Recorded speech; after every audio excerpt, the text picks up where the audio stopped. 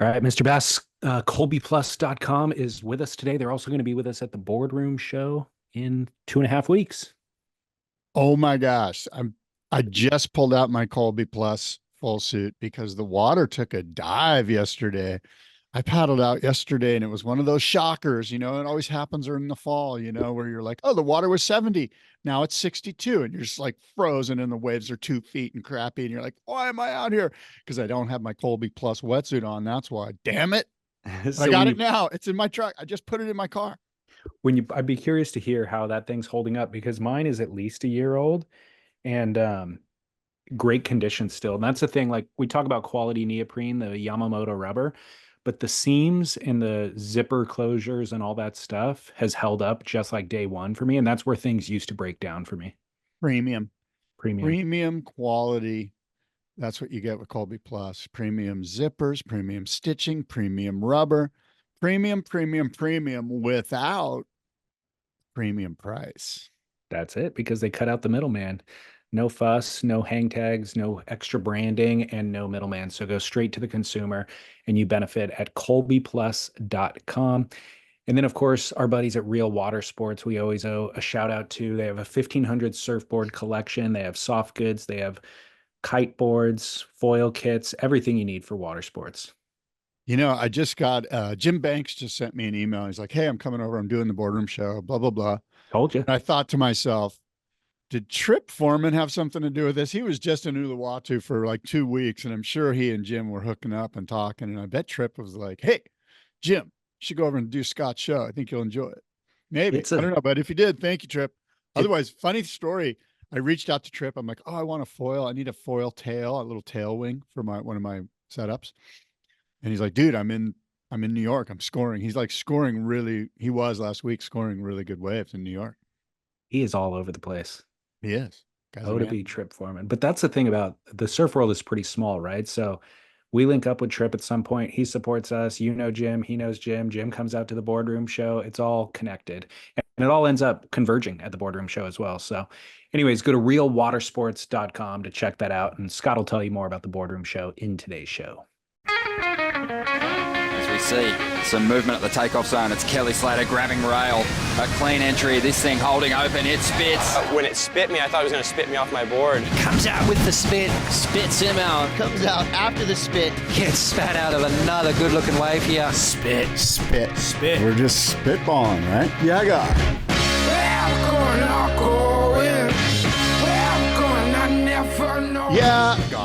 Yeah, guy. Oh my God, it's Spit, David. It is the Spit podcast. David Lee Scales, Scott Bass. We talk surf with you and some other things occasionally. David's hair, what I'm trying to read before I fall asleep, things like that. It's Wednesday, September 25th, and it's 7:04 a.m. in the morning. Good morning, David. 7:04, but fueled. Look at this. Do you remember this bottle right here? Dude, that's old school. You should sell that on eBay. Those things, that old school athletic greens, that goes for a lot. I'm collecting it. I'm going to hold out for the highest bidder. Scott's drinking his drinkag1.com/surf, but I've got the old school one that was branded Athletic Greens, which is now a relic. This thing's got to be 2+ years old now. I bust it out whenever I want to feel nostalgic. I can see that going in the California Gold Surf Auction, one of the lots. Like, why Spit was always so spry at 7 a.m.? Because of this bottle right here. That's it.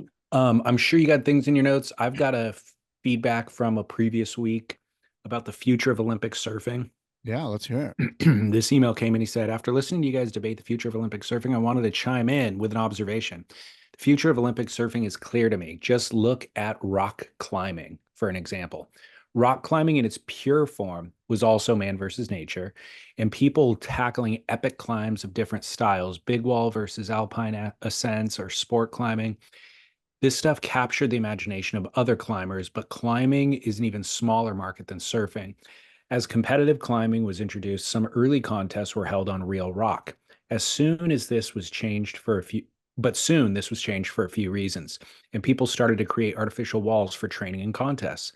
The early artificial walls tried to mimic real rock, huge walls with realistic features, but the format moved on over time because those contests were neither here nor there, boring to everyone. Current status is a large focus on bouldering, walls under 20 feet tall with bright pink holds that require gymnastic movements that are worthless in most outdoor climbing situations. At this point, competitive rock climbers spend most of their time climbing climbing in gyms, training for this specialized version of climbing. There is some crossover with outdoor climbing, but very little. So I think the future of Olympic surfing is clear. It'll be wave pools, and it's gymnastic style maneuvers, and even the wave pools will change to try to create something unique and interesting. Kids will start training for this style of surfing when they are 6 years old, or switch from their gymnastics program to a wave pool surfing program when they are 12. It'll be soulless, and I will personally hate it. But people like me represent a really small market. Keep up the work, Boyd. Well, I think he's on to something. I think he's right. And I'll even take it a step further. And thank you for the email, Boyd. That's good insight. I think, David, that what it's going to evolve into is longboard competition in the wave pools.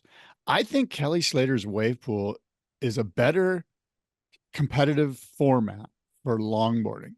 And I say that as we're on the eve here of this WSL Abu Dhabi longboard contest. And I've been watching some outtakes, and it seems to me that that wave is better suited competitively for longboard competition. And I'll tell you why, because those down moments where if it's a shortboarder, we're like, okay, well, he's just doing turns because he's setting up for the barrel section. And it's almost like that moment in between, those moments in between are kind of, that's where the boring part is. You're like, that's kind of boring. And with the longboard surfing, those guys are on the nose right there. Like they're setting up an insanely long nose ride, which is difficult.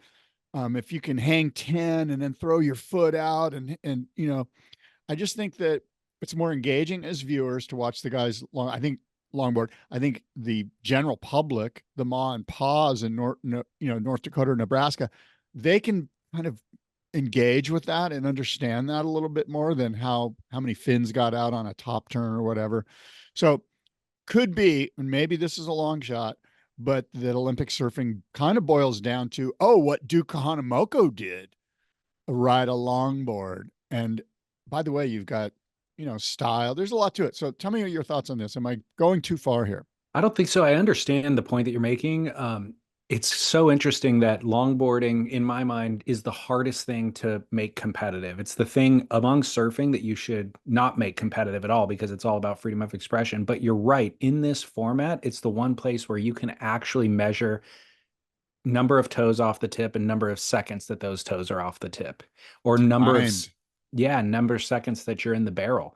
And it really can be really structured down or refined down to an objective criteria that you can then objectively score and put numbers onto a paper. With shortboarding, there's so much more dynamism. Say that word one more time. That sounded like it came out of my mouth. Dynamitism. Okay. And so it then becomes gray, and it then becomes 𝗖𝗵𝘆 versus Ethan Ewing, and how do you compare an apple to an orange?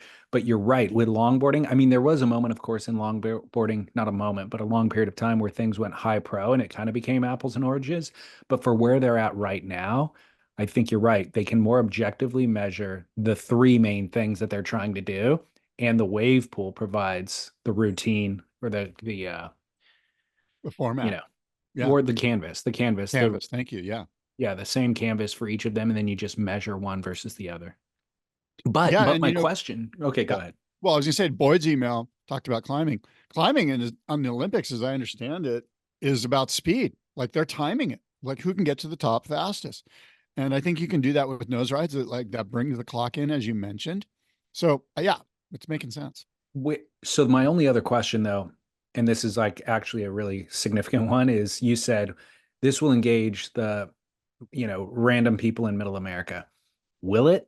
Like, even if we describe or even if we just see what we described, I'm not engaged by that. I don't think you're engaged by it. I don't think middle America's engaged by it. I'm not going to be engaged by it. I mean, I don't think I will. Maybe I will. But my point is that Jimmy Joe in Nebraska, if he tunes into the Olympics and they're like, okay, here we are, we're at the Olympics. This is how it's judged. We put this clock when they walk up to the nose and hang 10. Everyone in Nebraska knows hang 10.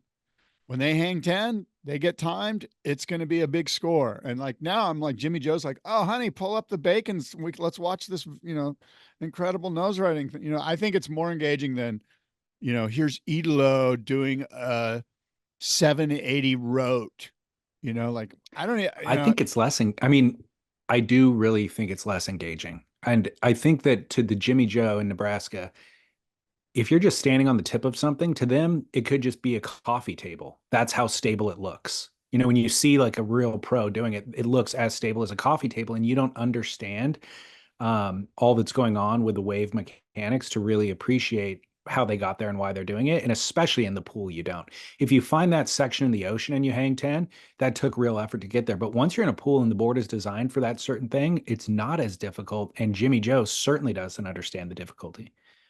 Well, maybe not. I mean, that's sort of here, like that's yet to be determined, I guess. But what I would suggest to you is that, look, you're going to get these guys, you're going to get 𝗏𝗏 Takayama walking up to the nose, hanging 10, turning around, hanging heels, walking back. Like I think that's easier to understand than the nuance of a grab rail versus, an indie shift. Like I don't know. Well, it sounds, I guess more to be determined, yet to be determined. I think the real analogy here is ballet versus gymnastics. The shortboarding feels gymnastic. This longboard thing feels more like ballet, and you're appreciating the dance and the grace involved. Yeah. And you know what? I think it's really going to boil down to what the IOC and the ISA, really the ISA, determines is the most captivating to Jimmy Joe in Nebraska. And I don't know, obviously shortboarding is going to probably go to a younger demo that's going to like tune in. Mm-hmm. But I think, like I said, more will be revealed. Well, I think both things could exist in harmony. If they ever do find an audience to justify doing those events, there could be an audience that caters to, and it's not you and I. And we have our own thing over here that we watch the Quicksilver Fest. Oh yeah, no, you and I aren't going to be. But I do want to talk about the Abu Dhabi event because when I got that email from the WSL and I opened it up and I looked at some of the stuff, I was watching Rachel Tilley give a tour, of the place, which it looks so impressive, like it looks fun to be there. But I had an epiphany or solidified thoughts that we've been having for a while now, which is if the WSL's effort was to hold great longboarding events, they would be doing that. But it really was clear to me that the WSL obviously bought this 𝗪𝗆𝗆 technology, and they are in the business of selling those pools around the world. That is how they will find profit. And so this just feels the equivalent of hiring Brad Pitt to hold a Stella Artois for a photo. They're having the finest world-class longboard athletes come out here and pose on their product so that they can get a bunch of visuals and marketing so that they can go sell more pools. For sure. That's what it was clear as day to me. I mean, I know we know that they're in the business to make money, and so we kind of know that's kind of what everything is. But our argument all along the way is that, well, you have to run events in great waves to attract the great surfers to then get something out of them. This is the opposite of that. This feels very, very transparent. Yeah. And on some level, I kind of get it. Your argument kind of reminds me of, I think it was Don Meek or somebody at Surfer Magazine came into one of these huge meetings that we had. And he's like, people, we're here to sell surfing. This is a marketing vehicle. These pages of this magazine are is a marketing vehicle for the industry. We're here to sell. And in some ways, that's what the WSL is doing. They're there to sell. They're selling their product. I mean, you and I both know this is how the WSL stays afloat are these wave pools. Well, that's the problem is Don Meek was right when he said surfing, but the WSL is selling wave pools. Right. But my point is, it's a different business. But they're selling, they're selling surfing. They're selling trying. Surfing. They're trying. They're trying to get whether it's good or bad, this is the best asset they have to sell. And so they're using it. And I get it from a business standpoint. I'm like, well, that makes sense. Well, we're also at a place where those longboarders they're okay. They're okay being the shill. They're okay showing up and, posing on the product because they don't have a lot of other options. And that's a free trip to Dubai and they get to surf a wave pool. So it's not like anybody's being duped. I think it's more engaging, you and I as viewers, than the shortboarding is. But let's watch this. Let's watch this and see what happens, right? It's a new pool, so I think it's longer, bigger. Yeah. There's more to it. But I mean, if the thing about you and I are always like, what we need is a perfect 2-foot wave.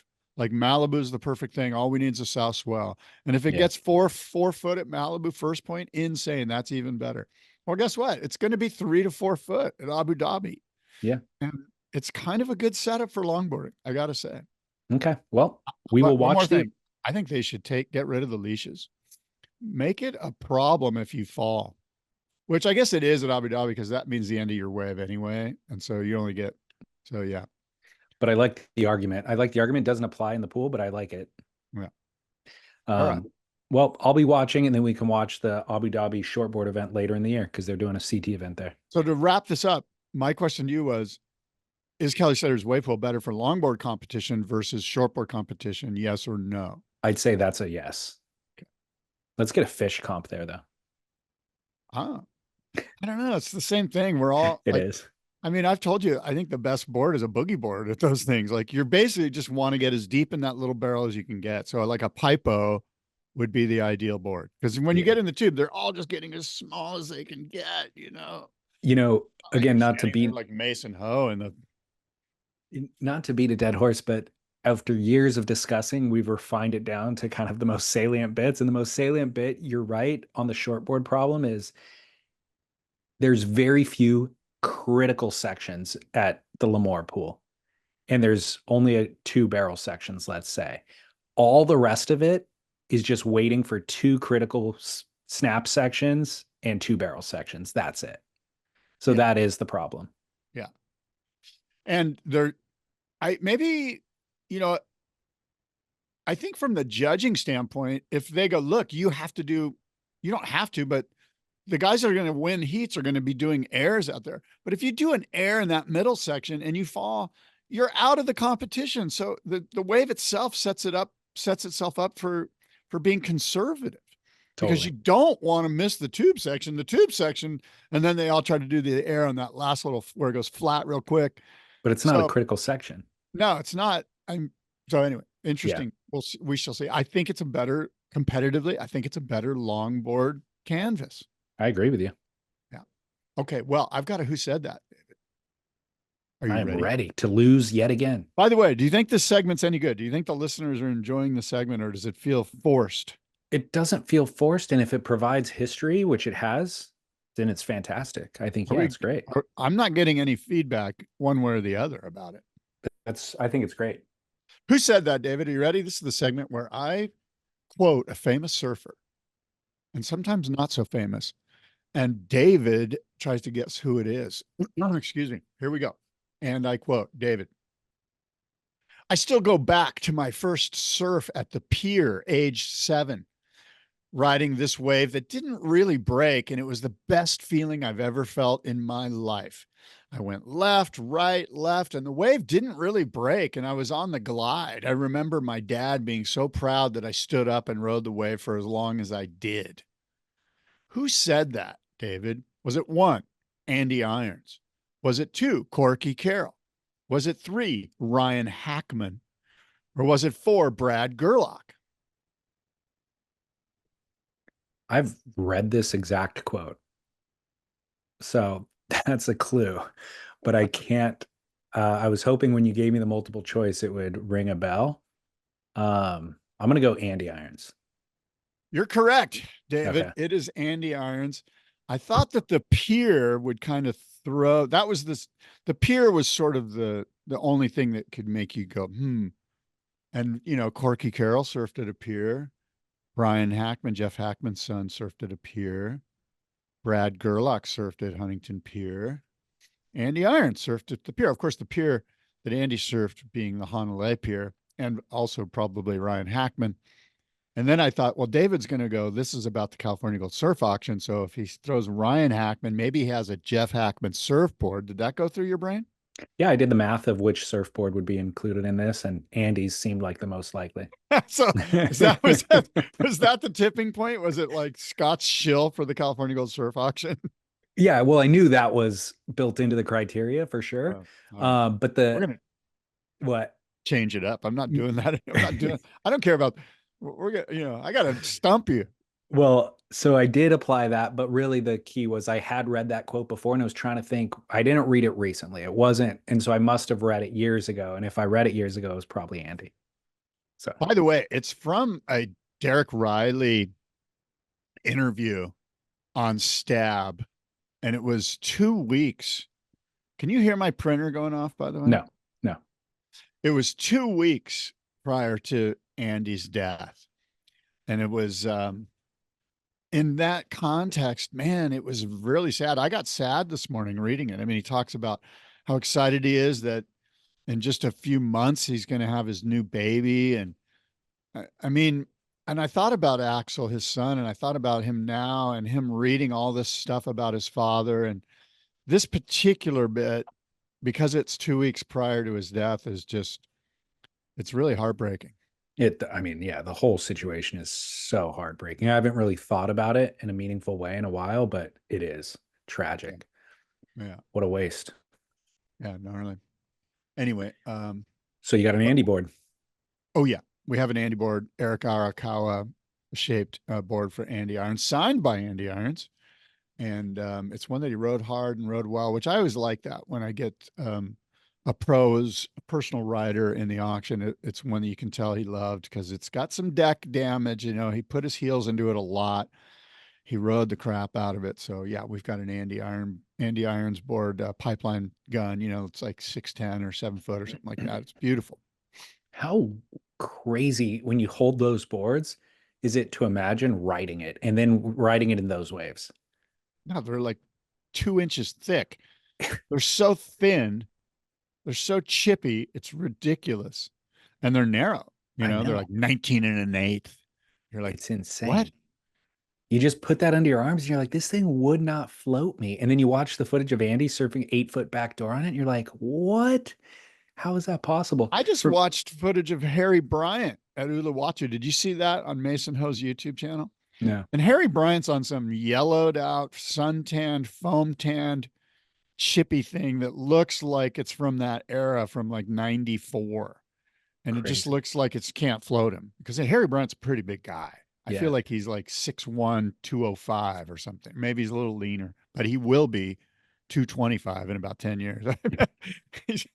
but the board just looks like, dude, wrong board, you know, but of course he does well on it. So I saw there was footage of Kelly that somebody posted surfing like super crappy beach break, maybe Chiba, Japan or something like that. No, maybe it's France. Because didn't Kelly's boards not make it to France for the Quicksilver Festival? That's true, but this was old footage from the 90s. Oh, right. So he was riding one of those chippy elf shoe rockered boards. And I was like blown away at how much speed and drive and maneuverability he's getting out of that. Nothing of a surfboard way back then, you know?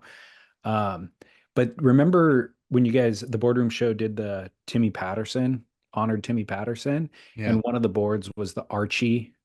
Yeah. Channel bottom 𝗟𝗏𝗃𝗃 shortboard. Yeah. I held one of those. The same exact thing. I just could not. It felt, first of all, like a Ferrari or like an F1 Ferrari. But like, okay, this thing will turn in the pocket and go super fast, but there's zero chance that I'd have any way to control it or catch a wave on it even. You know, one of the things that's kind of cool about those boards that's overlooked is they all have glass on fins. I know.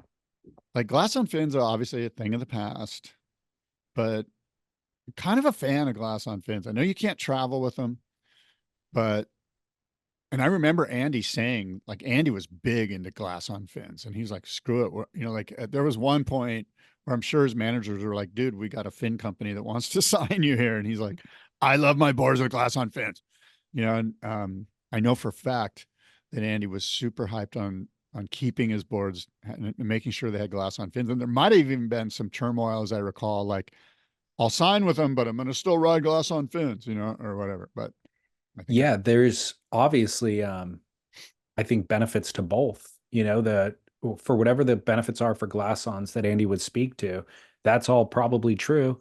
But the benefit of being able to change out your fins and get a, open up that board into different feelings is also beneficial, and the convenience of it. So yeah, you trade one for the other. But I don't have a lot of glass on.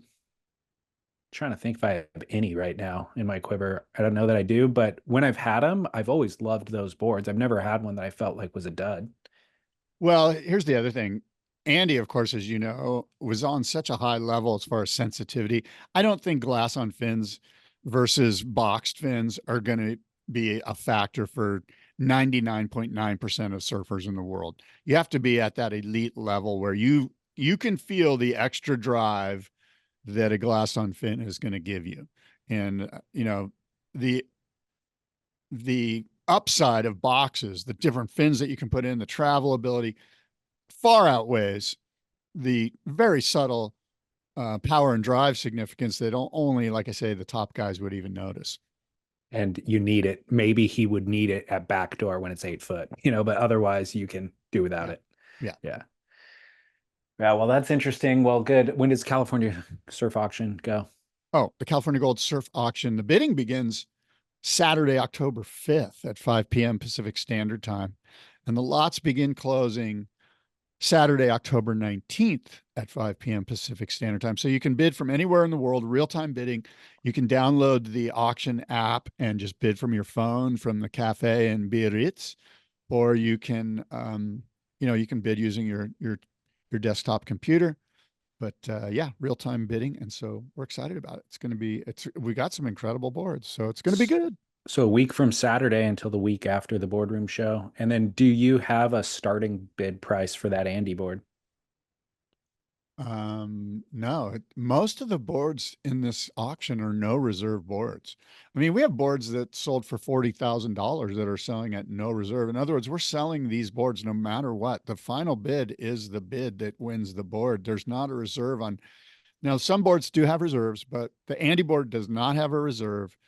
And, I think the opening bid's like $500. So if you're the opening bid at 500, no one else is in on it, then you're getting it for 500. And it's easily a $3,000 surfboard, an autograph signed Andy Irons, 𝗪𝗃 from, it's an earlier one. So I think it's from one of his world championships, like 2003 or 2002, because I can just tell by the sticker placement, the sponsor placement, who his sponsors were.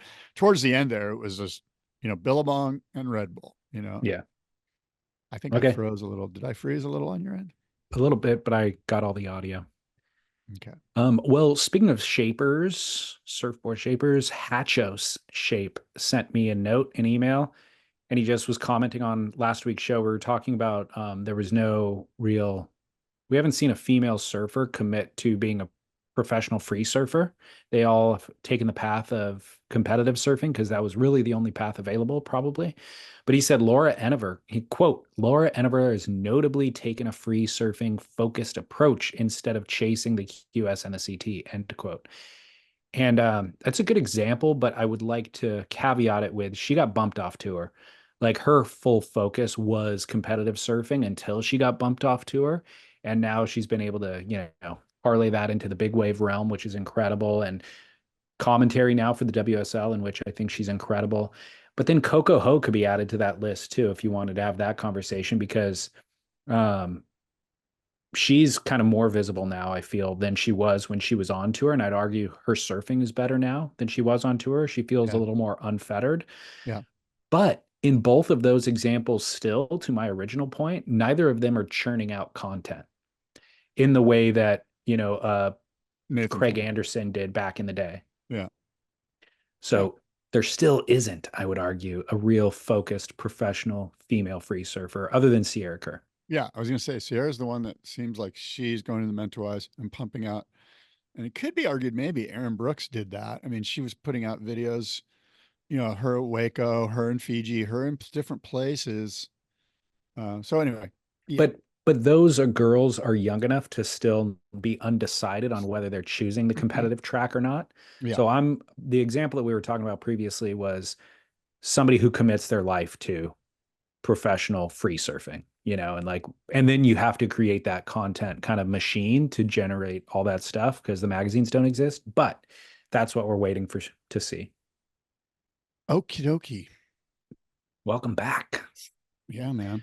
So the Quicksilver Fest is midway through. They've run 2 days of competition. Have you tracked any of this? I tried to, I kind of did, but I don't know. The whole hijinks of it all is sort of, I'm kind of over it. It was fun last year, but Well, the I waves get were pumping TV. last year. I don't know. I don't have, I'm busy. The waves are pumping last year, so that was the main difference. The waves are not pumping this year. What I love about this is it's a festival.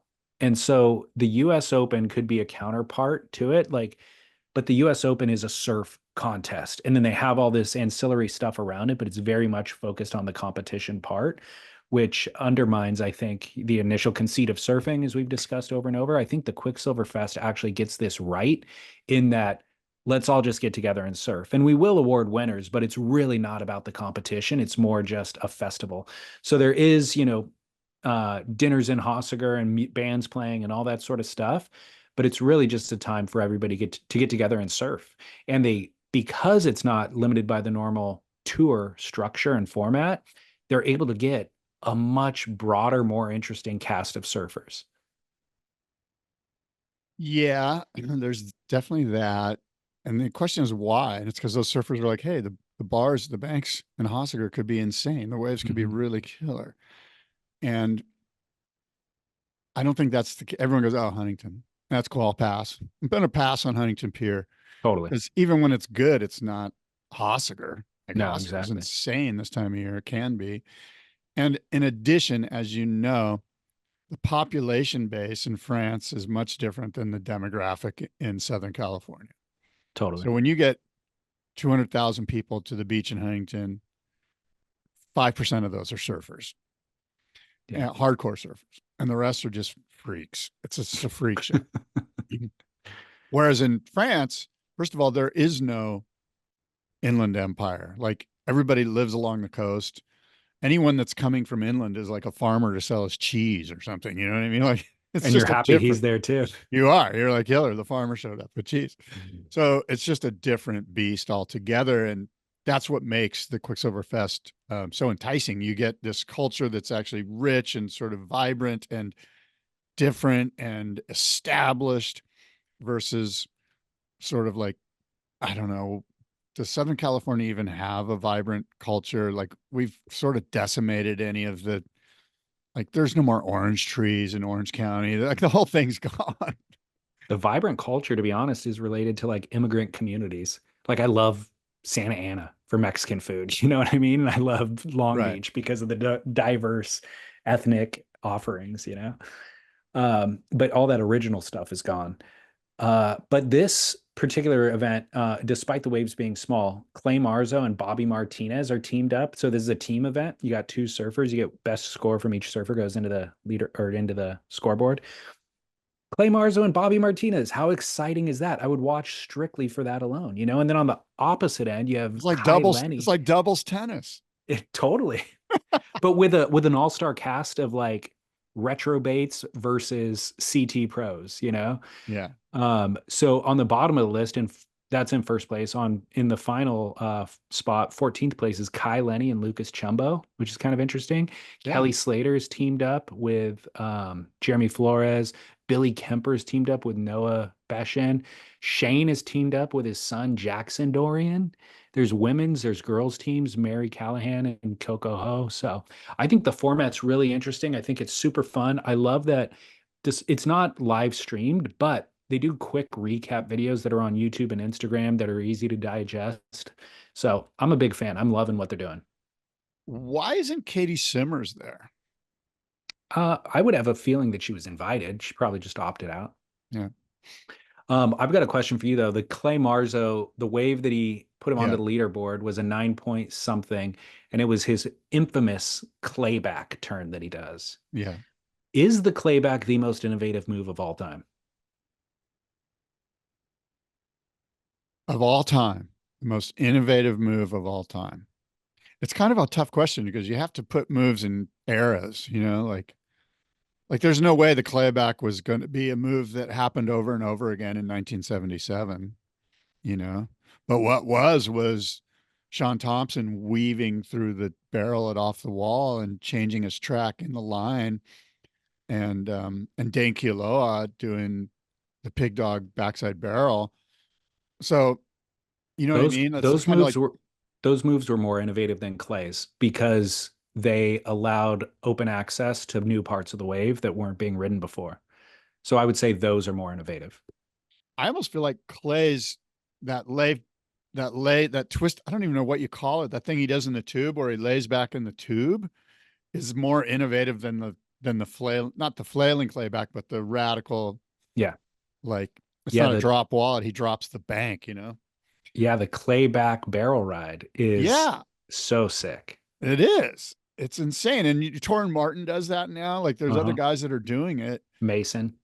So but it's an interesting thing. Like, which move was the most radical move during its era? Because you could say, look, there was a time for sure, like Matt Warshaw just put out a thing at Malibu in the 1950s when everybody was just going straight and trying to figure out surfboards. There was a guy who actually did a turn, and that was the most radical moment of that era. Then in the 60s, you could say that there was probably David 𝗵𝘂𝗶 hanging 10 was the most radical move. And then, during the shortboard revolution, the most radical move might have been, Wayne Lynch doing some crazy off the lip, Joanna. And so it's fun. It's a great topic that we should delve into more, like what, and I'd love to hear what the listeners think. Each era, what was the most radical move? Well, not one of the most radical moves, the most radical move that really defined a shift in the style of surfing. Yeah. And I think Clay, so the predecessor to Clay was Timmy Curran. Timmy Curran was in the 90s, the one who was doing intentionally overextended smashing off of an end section and throwing the board out in front of him and then landing on it. And that was intentional. I think it wasn't initially, and then he figured out that he could do it. And so then it became kind of his signature intentional maneuver. Clay, of course, has taken it to a different level. Clay's not doing it necessarily on an end section. He'll do it just off the lip. And he's also doing it way more extended than Timmy ever got to. But what's interesting is that nobody else does it. I've seen Clay doing it for 15 years at least. And he's still, I get 𝗏𝗍𝘆 I've seen do a couple of versions of it where he just blows up into the lip and is able to kind of ride out of it. But Clay, it's like his signature turn where it's just completely throw everything out, come disconnected off the board, and have this otherworldly sensibility about where the board is and how to get back up onto it with the momentum of the wave. It's unlike anything else going on in surfing. Well, that brings into question, is it in fact then the most radical move of that era? Because when you think of the other radical moves, everyone else adopted it. Everyone adopted the hang 10. Everyone adopted the driving through the barrel and changing your line and switching and pumping into the tube, either backside or front side, pig dogging. Everyone adopted it, and does in fact that make Clay's move the most radical because people cannot adopt it? Or is it not the most radical because people don't want to adopt it? It's actually sort of anti-functional. It's not, I would argue it's not anti-functional, and it is the most radical, especially on a day like 2 days ago when they ran the event in Oscar. Like, there's nothing else to do on that wave. There was one lip to hit, there was one section, and he hit it harder than anybody else could hit it. Yeah. That suggests that it's, maybe it's the one, who knows? We shall discuss. But again, which decade, right? And what was the radical move? So, well, Clay's is the most innovative maneuver of the 2030s. I mean, I feel like Christian Fletcher, the aerials he was doing at Lowers, I'm trying to remember what exact, I want to say that was like 91 or 92 or something like that. Yeah. Maybe even 89. That's got to be up there in the discussion for that era. Yeah, for sure. Well, while we're on a conversation about the bests, we were also having a conversation. You posed the idea of Kelly Slater. Is he the greatest free surfer in the world? We went back and forth on that. And then it dawned on me who would go toe to toe with him in that conversation for modern day, who is the best free surfer in the world. And it's somebody who you championed 8 years ago and I would kind of brush aside, 𝗏𝗏. Yeah. 𝗏𝗏. I mean, 𝗏𝗏 does it all. And when I say he does it all, I mean, he does it all. I know. I'm talking 30-foot jaws to, crazy downwind runs between 𝗪𝘃𝗲 and Oahu. Yeah. I mean, he's wind, kite, sail, foil, big wave, small wave. He could be the guy. He could be the guy. And when you were pitching the Kelly Slater combo, I think my volley back was Nathan Florence might be the best free surfer in the world, but Nathan Florence has a very specific thing that he's doing, and he has limitations to his style of surfing. And Kai is Kai would absolutely win, the most versatile surfer in the world. He is king of that for sure. But even if you narrowed it down to the best free surfer in the world, he would be the top contender against Kelly, I think. I mean, Kelly's got Kai blitzed in the shortboard category, but beyond that, Kai earns more points in almost all other categories. And my thought process always goes to who would I want to surf like, or who would I want my kid to surf like basically style, And so sometimes Curran could be in the conversation. I think I went to our YouTube channel and I posted Tosh Tutor. Tosh Tutor, did you see that? I went in there and I was like, here's one that I threw out my top 4, and then I went, wait for it. Here we go. Tosh Tutor could be one of my favorite free surfers right now. I mean, I would love for my kid or for me to surf the way Tosh surfs. Like, he's Joel on steroids. Yeah. He's Joel with contemporary mojo. He's Joel mixed with Tor and Martin. Exactly. Great call. Yes. Casual, comfortable, super confident in 𝗙ecie waves, rides a bunch of different boards, never over surfing at all. And he's sort of understated. Like, he has a really good, like, he's not really a chest thumper. You know what I mean? Which I appreciate. I like it. No, it's a great call. Yeah. But the other thing is, he's on the ascent. Like, we have so much more to see from him, but I love the path that he's chosen just in the last year or two. That's actually a great conversation piece. Like, what will we be talking about regarding Tosh Tutor in 10 years? In 10 years, I don't know. I bet he'll be 35. I don't know if he's 25 yet. He might be a little younger. I bet he's maybe 22 or 23. When he's 33 years old, let's just say 30 years old, what will we be saying about Tosh Tutor that he absolutely conquered? He's the king of deserts. Will we be saying, I don't know, It's up to him. Yeah, it is. It's up to him, and stay on track and do what you want to do. Well, another little content piece that I saw this week that I wanted to point people's attention to is the No Contest series that Stab magazine, or Ashton Goggins, does with Red Bull, and I think Stab partners with them as a media outlet. But I've liked this series traditionally. It's a 20-minute episode. It's focused on Sydney in Australia. And, they pack a lot into 20 minutes. Each little segment of a different location that they're going to is like a 2-minute tidbit. And so right when I'm fully engaged, they cut to a new thing, which is great. Nothing is overdone. They get a lot in there. My main value for these No Contest pieces is how good of a job they do at explaining the surf spots in a local area. When I was young, that was all mystic to me. Like, it was very mystified, and magazines almost intentionally avoided, divulging too much information about a given spot. So I was always kind of wondering, they'd tell you a little bit about the culture, so you get some there, but then you'd have to kind of pull out a map and you're like, well, I know it's on one of these islands, but I don't really understand the geography of any of it. Or where do I park, and how do I walk down the cliff? Where's the trail? That was always the thing. Like, okay, I know how to get there, but where do you park and where's the trail? Totally. Because you don't want to look like a kook looking for the trail with a board and a wetsuit. And there's some places where you don't put on a wetsuit till you get down to the beach. There's other places where you suit up in the lot. They all have their own little nuance. I mean, even in on Kauai or something, to this day, I don't know where the trail is. Great point. Yeah. You know what I mean? So, and you don't want to know. Like, I kind of agree with you that, well, I don't know if you're stating this, but the mystery of it is kind of cool. Like if you know, Well, that was you all. know, and if you don't, go find out. But we don't necessarily need to tell you everything. We like you know, breathe That, here, don't breathe there. Like, come on. that was definitely part of the allure for me all along the way. And but with this no contest series, they do a phenomenal job, maybe to the locals' chagrin, actually, because they, you know, they have a global map and they show you here's the coastline. Look at all these little bends in the coast. This one's facing that way. This one's facing that way. It takes 30 minutes to drive from here to there. This one breaks on this type of swell. Then they zoom in and you see footage of those places. Here's the three key figures that surf that spot historically, modern day, whatever. Here's how much a coffee costs at the local coffee shop. Here's how much you can expect to spend on a rental car and a hotel and all that stuff.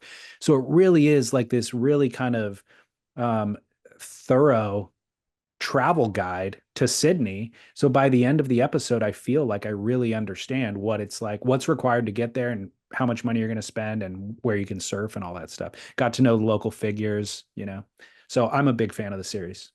Well, here's what's interesting too, I think about Sydney in general. Like as a surfer, when I think about Australia, I've never had a desire to go to Sydney to go surfing. Like, you know what I mean? I'm never like, oh, you know, it's always the points of the Gold Coast or Victoria or Western Australia. Like Sydney's like, no, thanks. That's the city where it's crowded and it's kind of beach breaks. And yeah, okay, it might get good once in a while, but I've never had a desire to go surf there. And I think surfers in general sort of feel that way about different regions. Like there's, you know, like I bet when they think of the United States, they're not like, what's Texas like? They're like, Right. you know, let's go to San Diego or let's go to Santa Cruz. Well, you're right. Your assessment is accurate after watching that episode. But that's the benefit for a lot of people. And I think they even state that is if you want access to a city and still want access to waves most days of the year, Sydney's the spot. But then 30 minutes outside the city, you're in the bush, or 30 minutes out, you know, within 30 minutes, there's 5 or 6 slabs that are like legit world-class slabs that you can also get. So there is a lot of variety, but if you need to be near a city, it's kind of the best location. Yeah. Yeah. Well, good too. Good for Ash and Red Bull and the Stab crew for pulling that off. I have a must-see moment, and it's presented by Trees Wax, and it's Changing Tempo. I watched it yesterday on the big screen in my living room. Mikey February, a surfing journey shot on location in Skeleton Bay. Mikey's going left. Mozambique, that beautiful right-hand right, which by the way is on sort of moving towards the top of my bucket list. That crystal blue right-hander in Mozambique that you turned me on to that video about it, the YouTube about it. And South Africa and other waves in South Africa, probably J Bay is where he's surfing. Changing Tempo. It traces Michael February's journey from pro competitor to one of the most versatile surfers. So it shows him riding a collection of different boards. He's on a Bonzer, he's on a twin fin, he's on a mid-length, he's on a longboard. It's really cool. It's short, it's sweet, it's succinct, it's perfect. And it's inspiring, you know, like it made me want to go get my froth on. I love it. And did you know he will be at the Boardroom show? Mikey February is going to be at the Boardroom show? 100%. Yeah. Awesome. So how good is that? Come out to the Boardroom show and meet Mikey February and talk surfboards with him. I'm sure he's got some great insights to probably be in the Channel Islands booth. Yeah, that's the thing. I think they're working on a new fish design with him. And so I don't know if it'll be available by that time or not, but I think that was the idea, was bring him by so they can kind of debut that board. Even if it's not ready, they can at least talk about it. So come by and meet Mikey February, I think on Saturday. Yes. I'll give you my must-see moment in a second, but I've also got a Surfrider PSA that I want to read. Scott, do you know what the most polluted beach in America is? No. You should. It's not far from you. You might be able to smell it from your house. Oceanside. No, Imperial Beach. Imperial Beach, Right, obviously. right. Imperial Beach deals with the transborder pollution runoff from Mexico. It's a problem that's plagued them for years. But even being able to identify what the most polluted beach in the world is, or in America is due to data, collectible data. And you know who's out there collecting data? Surfrider. The Surfrider Foundation's volunteer-run Blue Water Task Force. So this is a volunteer run, but it's all made possible through Surfrider, who depends on, of course, not only your support, but then the volunteers to do this work. So last year they collected 10,000 water samples from 600 beaches. 64 of the beaches had at least one unsafe bacteria count in their sample, and they were unsafe for over half of the time that they were sampled. So you can help support these efforts. What ends up happening is they take all of this data and they use it to take to lawmakers, basically, at the local level and then all the way up to Capitol Hill, to enact legislative change, to allocate resources and funds to these local communities to clean this stuff up and protect the waters. Obviously, the ocean, we as humans are dependent on the ocean health, not just us surfers who want to surf recreationally, but humans are dependent upon the ocean health. So if you would like to join forces with Surfrider, they're looking to gain 1 million followers to help in these efforts. You can do it on surfrider.org, become a member. They let you actually set your level of membership. So if you can only contribute $5 a month, that's fine. If you can do 25, that's great.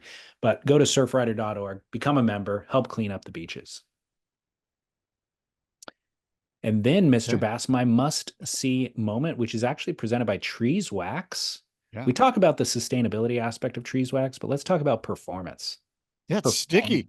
Yeah. Are you kidding me? It's gooey, sticky, unreal surfing wax for your feet. I don't use traction. I use 𝗏𝗏𝗄𝑠. It's the next generation of surf wax because it is petroleum-free and sustainable. But for me, it is Milla Brown's edit of the year that Stab just released. It's a 5-minute edit. I followed Milla Brown on Instagram. I'm not sure why or when I clicked that button, but I really didn't know who she was. I watched this edit and I thought, we talk about must-see moment on any given week, and it is something that we watched that week that we liked, but this is an actual must-see moment where if you're into surfing, this is a, I don't know, cornerstone kind of moment where her surfing every clip in this 5-minute thing is really next level. And I think she's 15 years old. Yeah. Wow. Did you watch it? No, I haven't checked it out. So it's mostly set in Indo, and she's getting like double overhead, kegs at HTs, and then also doing, full rotation, fast, flat spins on rights, off the lip. So full air game, bigger wave barrel game, cojones, breaking boards, getting injured.